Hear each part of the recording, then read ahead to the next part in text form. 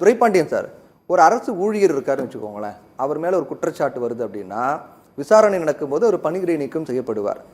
நிரூபிக்கப்பட்டவுடன் அவர் பணி நீக்கம் செய்யப்படுவார். அப்போ அரசு ஊழியருக்கு அப்படி இருக்கும்போது மக்களால் தேர்ந்தெடுக்கப்பட்ட ஒரு பிரதிநிதி, மக்கள் என்ன நோக்கத்துக்காக தேர்ந்தெடுத்தாலும் நோக்கம் சிதைக்கப்படுது இல்லையா? இது வந்து ஊழலுக்கு எதிரான ஒரு நடவடிக்கை அப்படின்னு பார்க்கும்போது இதை எதிர்க்கிறோம் அப்படின்னா இப்போ ஊழலுக்கு ஆதரவா போற மாதிரி சைத்தான் வேதம் ஓதுகிறதுன்னு சொல்லுவாங்க ஒரு பழமொழி. அதே மாதிரி பாஜக இன்னைக்கு ஊழலை பற்றி பேசுகிறது. முதல்ல நான் சில கேள்விகள் கேட்க விரும்புகிறேன். 18ஆம் தேதி சாயங்காலம் தான் செக்ரட்டரி ஜெனரல் ஆஃப் லோக்சபாவோட செயலாளருக்கு அமித்ஷா ஃபோன் பண்ணி சொல்கிறார், என்னென்ன நான் வந்து 3 மசோதா கொண்டு வர போகிறேன், சரி அதுக்கு நீங்கள் எல்லாம் ரெடி பண்ணுங்கிறார். அதுக்கு அவர் இனிஷியலாக ரெஃப்யூஸ் பண்ணுறார், மாட்டேன்னு சொல்கிறார். இல்லை நான் கொண்டு வர்றேன், நீ லிஸ்ட் அவுட் பண்ணு, ஏன்னா லிஸ்ட்டு போடணும்ல, ப்ரோக்ராம் போடணும்ல, அதுதான் லிஸ்ட் அவுட் பண்ணார். 10ஆம் தேதி கொண்டு வர்றார். இப்போ எனக்கு என்ன கேள்வி கேட்க தோணுதுன்னா, ஒரு பக்கம் நாடாளுமன்றம் நடந்ததே 21 நாள் தான், நல்லா கவனிங்க. அதில் 2 நாள் வந்து பகல்காம் பேசுகிறதுல முடிஞ்சு போச்சு. மீதி 19 நாளில் ஓட்டு திருட்டை பற்றி வாதம் நடத்தலன்னு சொல்லி வாக்கோட்டு. இப்படி இருக்கும்போது 27 மசோதாக்கள் நிறைவேற்றப்பட்டிருக்கு. நல்லா கவனிங்க, 27 மசோதாக்கள். இந்த கடைசி நாள், அதாவது முந்தானத்தே கொண்டு வர்றாங்க, நேற்று கடைசி நாள் பாராளுமன்றம். அப்போ நீ கொண்டு வருவதனோட நோக்கம் என்னன்னா, முரளி ஆரம்பத்திலே சொன்னார், ஓட்டு திருடர்கள் என்று சொல்லி நாடு முழுவதும் மட்டுமல்ல உலகம் முழுவதும் பாஜகவை பேச ஆரம்பித்து விட்டார்கள்.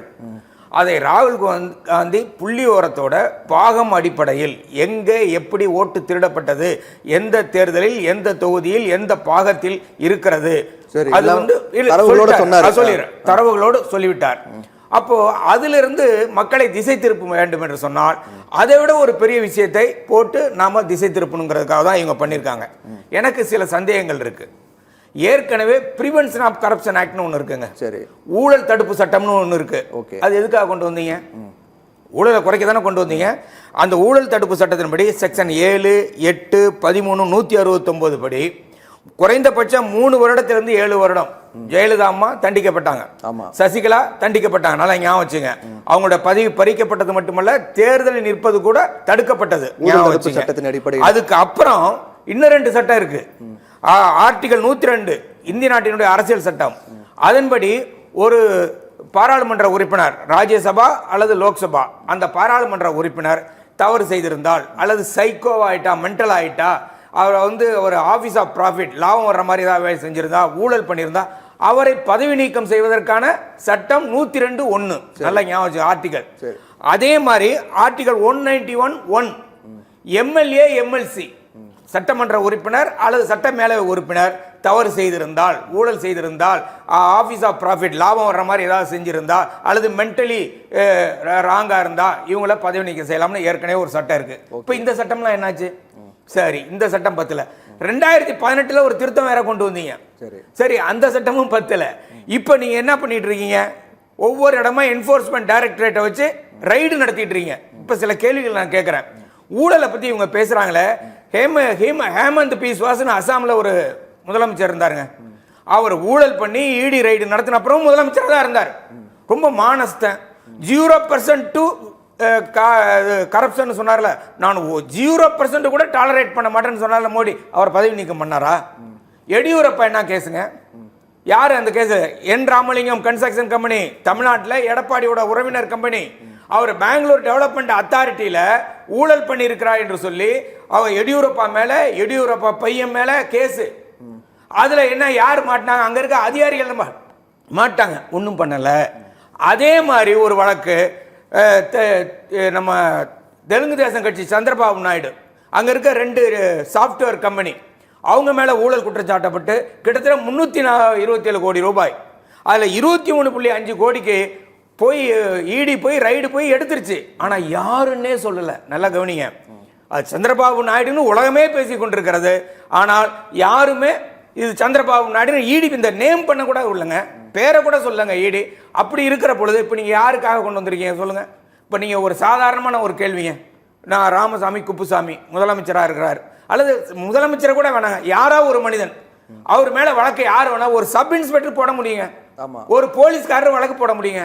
அவர் கொண்டுட்டு போய் என்ன ஜெயிலில் அடைக்கிறாருங்க, நான் 15 நாள்ல வெளியே வரலங்க, நான் கோர்ட்டுக்கு போறேங்க, அன்னைக்கு ஜட்ஜி வரலங்க, நல்லா கவனிங்க, அன்னைக்கு மாஜிஸ்ட்ரேட்டோ ஜட்ஜோ யாரோ வரல, அப்ப மறுபடியும் 15 நாள் ரிமாண்ட் ஆனா அப்ப நான் வந்து தண்டனைக்குரியவனா, கன்விக்டா? அப்போ இதே கேள்வி என்னன்னா, இல்ல இதே ஒரு கேள்வி முதலமைச்சருக்கும் பொருந்தும் இல்ல. ஆனா இவங்க எப்படி பேசுவாங்கன்னு எனக்கு தெரியும். என்னாச்சுன்னா எமர்ஜென்சி இந்திரா காந்தி அம்மா கொண்டு வந்தாங்க. இந்திரா காந்தி அம்மா கொண்டு வரும்போது என்ன, இதே மத்தியதர வர்க்கம், இதே குமார் போன்ற ஆட்கள், இதே பத்திரிகைகள் என்ன எழுதினாங்க தெரியுமா? யோ அவசர நிலை வந்துருச்சியா, ரொம்ப நல்லதா போச்சியா, பஸ் டைமுக்கு வருது, ரயில் டைமுக்கு வருது, கவர்மெண்ட் ஆஃபீஸுக்கு வேலைக்கு போறவங்களாம் டைமுக்கு வர்றாங்க, எவனுமே ஊழல் பண்ண பயப்படுறாயான்னாங்க. ஆனா ஏன் வந்தது எமர்ஜென்சி? இந்திரா காந்தி அம்மா, நல்லா கவனிங்க, இந்து பத்திரிகையோட தலையங்கம் நான் வேணா படிச்சும் காட்டுறேன். இந்து பத்திரிகையோட தலையங்கம், இதுவரையில் பிரைம் மினிஸ்டரா இருக்கிற யாராவது தன்னுடைய மந்திரி மீது நடவடிக்கை எடுத்திருக்காங்களா? அல்லது அந்த பிரைம் மினிஸ்டர் அவர் மேல நடவடிக்கை எடுத்துக்க முடியுமா? 30 நாளுக்கு மேல போனா ஆட்டோமேட்டிக்கா பதவி விளையாண்டுருக்காங்கல்ல. இன்னைக்கு சென்ட்ரல் ஏஜென்சி பூரா யாருடைய கையில் இருக்கிறது? மத்திய அமைச்சரவைனா யாரு? பிரதமர். பிரதமர் கையில் இருக்கிற இடி, பிரதமர் கையில் இருக்கிற சிபிஐ, பிரதமர் கையில் இருக்கிற விசாரணை ஆணையங்கள், இவைகள் எல்லாமே சேர்ந்து அவர் மேல நடவடிக்கை எடுத்துருமா? ஆர்டர் போட வேண்டியவர் யாரு? விசாரணை நடத்த வேண்டும் அல்லது கைது செய்ய வேண்டும் என்று ஆணை பிறப்பிப்பது யார்? பிரதமர். அப்ப இப்பவே பிரதமர் எப்படி சொல்றோம்? பிரதமர் மேலேயும் கேஸ் போடலாம், பதவி நீக்கம் செய்யலாம், அமித்ஷா மேலேயும் போடலாம், சென்ட்ரல் மினிஸ்டர் மேலேயும் போடலாம், இப்படிதான் பேசுவாங்க. ஆனா உண்மை அது இல்ல. எதிர்கட்சிக்காரன் ஒரே ஒரு விவரத்தை மட்டும் சொல்லிடுறேன். 25 பேர் கட்சி மாறி போனாங்க பிஜேபிக்கு. காங்கிரஸ்ல இருந்து போனாங்க, காங்கிரஸ்ல இருந்து 10 பேர் போனாங்க, என்சிபில இருந்து 4 பேர் போனாங்க, சிவசேனா இருந்து 4 பேர் போனாங்க, டிஎம்ஸ் இருந்து 3 பேர் போனாங்க, டிடிபில இருந்து 2 பேர் போனாங்க, சமாஜ்வாடியில இருந்து ஒருத்தர் போனாங்க, ஒய்எஸ்ஆர் காங்கிரஸ் இருந்து ஒருத்தர் போனாருங்க. 25 பேருங்க. 25 பேர்ல 23 பேர் யார்? எல்லாமே இடி ரைடு ஆனவங்க, வழக்கு தீர்த்தவங்க. 23 பேர் சுத்தமானவர்கள் ஆயிட்டார்கள். பிஜேபி என்ற வாஷிங் மிஷின்ல போட்டு துவைச்சு சுத்தமாக்கி அனுப்பிட்டாங்க. ரொம்ப நல்ல தெரிஞ்ச பேருங்க அஜித் பவார். அவர் மேல என்னங்க வழக்கு? எதுவுமே இல்லை. ஒரு வழக்கு இல்லாத மட்டும் இல்ல, அவருடைய 1000 கோடி ரூபாய் சொத்துக்களை முடக்கப்பட்டு வருமான வரி வச்சிருந்ததை அவர் துணை முதல்வர் ஆன உடனே வாஷிங் மிஷின்ல போட்டு வெளுத்து அவர் சுத்தமானவன் ஆகிட்டாங்க. அப்படி என்றால் பிஜேபிக்கு ஊழலை பற்றி பேசுவதற்கு தகுதி இருக்கிறதா? முதல்ல ஒண்ணு. இப்ப என்ன நோக்கம்? பீகார் தேர்தல் ஆரம்பிச்சாச்சு. அங்க ராகுல் காந்தி போட்ட குண்டு, முரளி சொன்ன மாதிரி இன்னைக்கு வாக்கு திருட்டு என்பது எல்லா மக்களாலும் பேசப்படுகிற ஒரு விஷயமா இருக்கிறப்ப அதை திசை திருப்பதற்கு வேற வழி என்ன இருக்கிறது?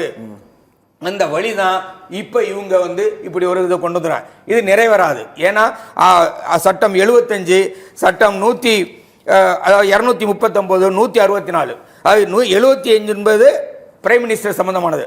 யார் பிரைம் மினிஸ்டர் ஆவாங்க? பாராளுமன்றத்தில் பெருமையாம இருக்கிற கட்சியினுடைய தலைவர் பிரைம் மினிஸ்டர் ஆவாங்க. அது ஆர்டிகல் 75, அதுக்கு அமெண்ட்மெண்ட் கொண்டு வரணும்.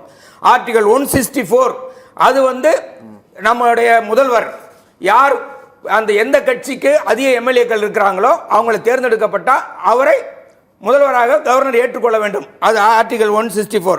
239 யூனியன் டெரிட்டரி, இந்த 3க்கான சட்டங்களை மாற்றணும். அதனால இப்போதைக்கு அது நடைமுறைக்கு வராது. ஒரு அறிமுகப்படுத்தப்பட்ட ஒரு மசோதா, அந்த மசோதா மட்டுமே மீண்டும் மோடியை பதவிக்கு வராமல் தடுக்கும். ஞாபகம் வச்சுங்க. அதாவது ஹிட்லருக்கு அவர் சொன்னார் ஒரு உதாரணம். ஹிட்லருக்கு வந்து ஒரு கோயபெல்ஸ் இருந்தான். கோயபெல்ஸ் பொய்ய சொல்லு, திரும்ப சொல்லு, திரும்ப சொன்னா அந்த பொய் உண்மை ஆயிரும்னு. அதே மாதிரி நம்முடைய மோடிக்கு ஒரு கோயபெல்ஸ் யாருன்னா அமித்ஷா. அப்படித்தான் இவர்கள் ஆட்சி நடத்தி கொண்டார். ஒரு சர்வாதிகார குணம் கொண்டது இந்த சட்டம். அதை நன்றாக ஞாபகப்படுத்திக் கொள்ள வேண்டும். இந்த அதாவது முதல்ல இந்த மசோதா நிறைவேறும். ஒரே ஒரு கேள்வி தெளிவுபடுத்துங்க சார். இப்போ எல்லாரும் என்ன சொல்றாங்க, மத்திய அரசுக்கு குடியரசுத் தலைவருக்கு அதிகாரம் போயிடும், ஆளுநருக்கு அதிகாரம் போயிடும், அதிகாரம் அதிகமாகிடும், சர்வாதிகாரமா மாறிடும் அப்படின்றாங்க. மத்திய அரசுடைய புலனாய்வு அமைப்புகள், விசாரணை அமைப்புகளுக்கு அதிகாரம் அதிகமாகின்றாங்க. எனக்கு என்ன கேள்வி அப்படின்னா, ஒரு முதலமைச்சராக இருக்கட்டும், ஒரு அமைச்சராக இருக்கட்டும், யாராக இருந்தாலும் அவர்கள் மீது வழக்கு பதிவு பண்ணக்கூடிய ஒரு அதிகாரங்கிறது அந்த மாநில காவல்துறைக்கு இருக்கு. அந்த மாநில காவல்துறை யார் கண்ட்ரோல் இருக்கு?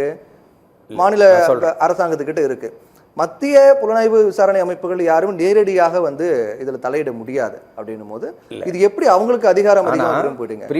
வழக்கு பதிவு பண்ணி வழக்கு பதிவு பண்ணி 30 நாட்களுக்கு மேல சிறையில் இருக்காங்க அப்படின்னாலும் அந்த 30 நாட்களுக்கு மேல சிறையில் இருக்க தீர்மானிக்கிறது நீதிமன்றம் தானே? இல்ல எந்த வகையில இது மத்திய அரசுக்கோ? இப்போ ஒரு முதலமைச்சர் இருக்காருங்க, அந்த முதலமைச்சர் எனக்கு பிடிக்கல, நான் இடி அனுப்பி ரைடு நடத்த முடியும். நான் உங்களுக்கு பல உதாரணங்கள் சொன்னேன். அதாவது எந்த வழக்கும் இல்லாம எங்க நயினார் நாகேந்திரன் ரயில்ல 4 கோடி ரூபாய் கொண்டு போனாருன்னு வழக்குங்க. சரி, நல்ல நமக்கு புரியுற மாதிரி நான் சொல்றேன். குமாருக்கும் புரியும், நாகராஜுக்கும் புரியும். 4 கோடி ரூபாய் அவங்களுடைய பொருளாதாரத்தை விசாரிச்சுட்டாங்க பிஜேபி. ஏங்க என்போர்ஸ்மெண்ட் டைரக்டரேட் அவர் வீட்டுக்கு ரைடு போல? இப்ப எனக்கு பதில் சொல்லுங்க. சரி, செந்தில் பாலாஜி வீட்டுக்கு போனீங்களா ரைடு? பணம் மாறி கை மாறி இருக்குன்னு தானே பிரிவென்ஷன் மணி லாண்டரிங் ஆக்ட் அதுதானங்க. பணம் கை மாறி இருந்தால் அங்க இடி வரும். இப்ப ஏன் நயினார் நாகேந்திரன் வீட்டுக்கு இடி போகல? ஒண்ணு. அதுக்கு அப்புறம் ஒரு முதலமைச்சர் அவங்க சொல்றாங்களே, அதுக்கப்புறம் திரும்பி வந்துருவாங்க. 30 நாள் நான் ஜெயில இருந்து என்னை அவமானப்படுத்தினீங்கள, அந்த அவமானத்தை எப்படி சரி பண்ணுவீங்க? நான் நேர்மையானவனு திரும்பி வரலாம். ஒரு எக்ஸ்ட்ராடினரி சிச்சுவேஷன். எங்களை அப்படிலாம் நீங்க விட்டுருவீங்களா? சாதாரண மக்கள் இன்னைக்கு நீங்க பாத்தீங்கன்னா பல வழக்குகள்ல எத்தனை பேரை நிரூபிச்சு நீங்க ஜெயிலுக்கு அனுப்பியிருக்கீங்க? அரவிந்த் கெஜ்ரிவால் மேல சார்ஜ் ஷீட் போட்டீங்களா? இது எவ்வளவு நாள் அவர் ஜெயில இருந்தாரு? அப்போ நீங்க எதிர்கட்சிக்காரர்களை பழி வாங்குவதற்கென்றே திட்டமிட்டு கொண்டு வந்திருக்கிற ஒரு சட்டம். நல்ல ஞாபகம் வச்சுங்க. இதுல என்னன்னா, நீங்க சாதாரணமா வழக்கு போட முடியும், சாதாரணமா போட முடியாது, நான் ஒத்துக்கிறேன். ஆனா என்ன வேணா சாங்ஷன் வாங்கணும். இப்போ ஒரு முதலமைச்சர் மேலேயோ ஒரு மந்திரி மேலேயோ ஒரு public servant for that matter ஒரு அரசு ஊழியராக இருந்தானா அவருக்கு மேல இருக்கிற அதிகாரியிடம் இருந்து அனுமதி பெற வேண்டும். இப்ப ஒரு மந்திரினா கவர்னர்ட்ட அனுமதி வாங்கணும். பல மந்திரிகளுக்கு கவர்னர் அனுமதியை கொடுக்காம வச்சிருக்காரு. ஊழலை ஒழிக்கிறாங்க பாருங்க எப்படி. பல அதிமுக மந்திரிங்க மேல ஊழல் குற்றச்சாட்டு, கவர்னர் அனுமதி கொடுக்காம வச்சிருக்காரு. ஒரு உதாரணத்துக்கு சொல்றேன். அப்ப இதுவரையில நடந்த வழக்கு நீங்க பாத்தீங்கன்னா, அதாவது மோடியோட மந்திரி சபையில முரளி ஆரம்பிக்கையிலே சொன்னாருங்க, 28 மந்திரிகள், 72 பேர்ல 28 மந்திரிகள், எத்தனை பர்சன்ட்? 39%. அவர்கள் எல்லாம் யாருன்னா சீரியஸ் அஃபென்சஸ், அதாவது பாலியல் குற்றம், கொலை வழக்கு, இப்படி எல்லாம் குற்றவாளிகள். நான் கேட்கிறேன், நீங்கள் உத்தம புத்திரன் என்று சொன்னால் உங்களுடைய மந்திரி சபையில் எப்படி கொடூரமான கொலை குற்றவாளியும் பாலியல் சீண்டலுக்கும் உள்ளானவனே மந்திரியா வச்சிருக்கீங்க? அப்ப நீங்க சுத்தம் சுயம்புன்னு பேசுறது பொய் என்பதை முதல்ல ஏத்துக்க. ஒண்ணு. அதுக்கு அடுத்து நான் ஒரு கேள்வி கேட்டேன். ஏற்கனவே பிரிவென்ஷன் ஆஃப் கரப்ஷன் ஆக்ட் இருக்கு. எம்பி மேல வழக்கு போடுறதுக்கு அரசியல் சட்டம் சொல்லுது, எம்எல்ஏ மேல வழக்கு போட அரசியல் சட்டம் சொல்லுது. அதுக்கப்புறம் நீங்களே நியாய சங்கீதா சட்டம், Indian penal code act, IPC வச்சிருக்கீங்க, எல்லாம் வச்சிருக்கீங்களா? இதையெல்லாம் மீறி உனக்கு ஒரு சட்டம் தேவையா இருக்கு? என்ன காரணம்னா ஒரே ஒரு காரணம் தான். அதாவது வாக்கு திருட்டில் இருந்து இந்திய நாட்டு மக்களை திசை திருப்புவதற்காக, ஊடக கவனத்தை திசை திருப்புவதற்காக, மக்களிடமிருந்து திசை திருப்புவதற்காகத்தான் இவர்கள் இப்படிப்பட்ட ஒரு நடவடிக்கை. அது என்னைக்கு? 18ஆம் தேதி நைட்டு பேசுறாங்க, 19ஆம் தேதி சட்டம் வருது, 20ஆம் தேதி பாராளுமன்றமே முடிஞ்சு போகுது. அப்ப என்னன்னா இதையே பேசிக்கிட்டு இருப்பாங்க, வேற எதையும் பேச முடியாது. நாகராஜ் அவர் 3வது பொருளாதாரமா வந்துட்டோம்னு. நம்ம நாட்டுல பொருளாதாரத்துல நமக்கு எவ்வளவு ஜிடிபி? $2296. அதே இங்கிலாந்து எவ்வளவு தெரியுங்களா? ஜிடிபி $50,000. அதாவது IMF சொல்றான், நீங்க நான் முன்னேறிட்டு எது முன்னேறிங்க? அதானி அம்பானி முன்னேறி இருக்கிறான், பணக்காரன் ஆயிருக்கான், ஏழை முன்னேறல. பொருளாதாரத்தில் இது வளர்ந்த நாடாக இன்னும் மாறவில்லை, வளர்ந்து கொண்டிருக்கிற நாடு. அதை ஞாபகம் வச்சு சொல்லுங்க. குமார் சார் சொல்லுங்க. சார் இல்ல இவரு நம்ம துரைப்பாண்டியன் சார் ஒன்றை சொன்னாரு, இந்த தேர்தல் திருட்டுன்னு சொன்னாரு. ராகுல் காந்தி பிரசன்ட் பண்ணது, அந்த பாயிண்ட் பிரசன்டேஷன் பண்ணாரு. அந்த பேப்பரை யார் எடுத்து கொடுத்தாரோ அந்த மகாராஷ்டிரா அந்த லிஸ்ட்டை அவரே அது தவறு, நான் மன்னிப்பு கேட்டாச்சு. இப்ப ராகுல் காந்தி ஏன் மன்னிப்பு கேட்காம இருக்காரு? என்ன சார் அர்த்தம்? அவரை நீங்க மிரட்டி இருக்கீங்க. இல்ல மன்னிப்பு கேட்கணுமா இல்லையா?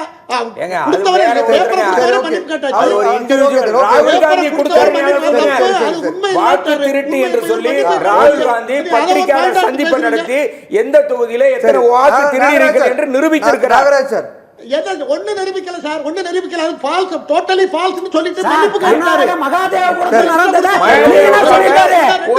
ஒரு ரூம் இருக்கு, 80 வார்டுகள் கொடுத்தது பொய்யா? கிரிமினல் அஃபென்ஸ் அவர் மேல வழக்கு போட்டு ஜெயில்ல வைங்க.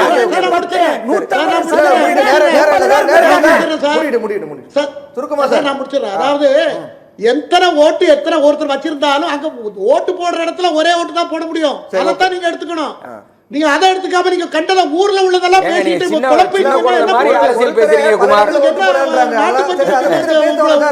நம்ம டாபிக்ல வருவோம். சரி, ஓகே.